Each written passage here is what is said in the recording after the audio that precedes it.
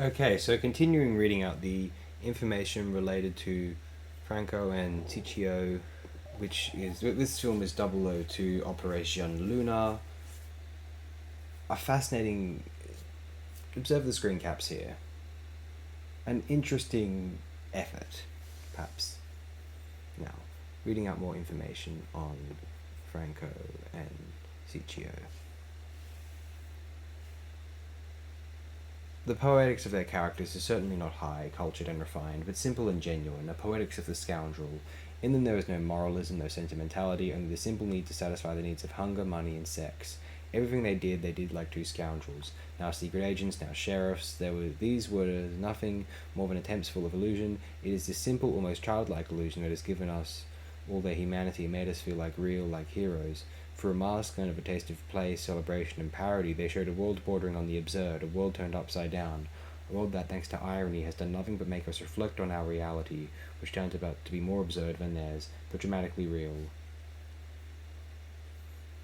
Among the many revelations taking place in recent years, the return of attention to Franco Franchi and Ciccio Ingratiato is certainly among the most sensible and interesting. If the battle to give dignity as an artist to the Sicilian couple seems to have been won, the reflection on the reasons for their popular success seems less obvious. Understanding why their films grow so much, representing the lifeblood of a film industry, at the time at least very active, is extremely topical. Today, fewer films are produced in Italy, and the industry seems to have disappeared, and many point to this as the main cause of the alleged crisis in Italian cinema. It's true, perhaps, the figure of the producer, understood as an entrepreneur who invests a lot of money in cinema, seems a thing of the past. Unfortunately, there are still many self-produced films, even if they are invisible. In the digital age, where it is possible to make films with few resources and in complete production freedom, looking for the causes of a crisis exclusively in the world of production seems like a short-sighted idea. Rather, the criticism is the public's dissatisfaction with Italian cinema and the consequent distribution problems. And here we come back to Franco and Ciccio and people's love for their films. The book contains an accurate study of Franco and Ciccio's comedy, which investigates the deep and atavistic reasons for their popular success. In doing so, the author had the intelligence and courage to avoid a fashionable reinterpretation, avoiding seeking, for example, in the participation of the two actors in the films of Fellini or Pasolini an authoritative aegis to his work. A bit like what happens when, in order to defend certain Italian cinema, the Messiah Tarantino and his cinephilia are called to the rescue. Fabio Piccioni, on the other hand, with authority, analyzes the links between the parodic comedy of Franco and Ciccio and Sicilian popular culture, inserting his study into a terrain of investigation that is more cultural, social, and theatrical than cinematographic.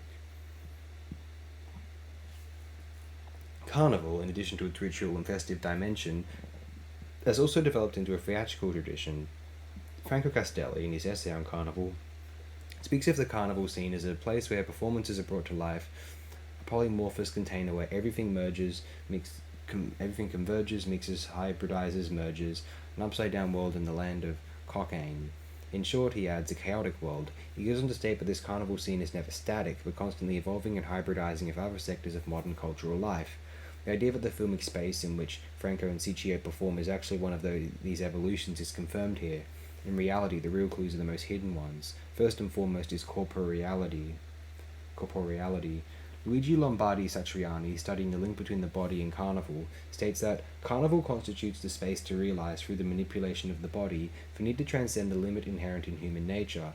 In other words, given that every human action is placed within certain physical and cultural limits, in the carnival scene there is the opportunity to emphasize certain parts while hiding others, in such a way as to produce a whole new series of new languages. And it is precisely in this area that I insert Franco Franchi and Ciccio Ingratiato. Their gestures, their movements, their apparently bizarre, surreal, and sometimes bordering on buffoonish, all bring back certain meanings. When they are afraid, when they are hungry, when they are happy, when they see a beautiful woman, they express it through body and facial language, which makes the audience laugh, but at the same time denotes, tragically, these needs. It is no coincidence that the most recurring themes in their films are hunger and sexuality. Hunger and sexuality are also the main themes of the carnival.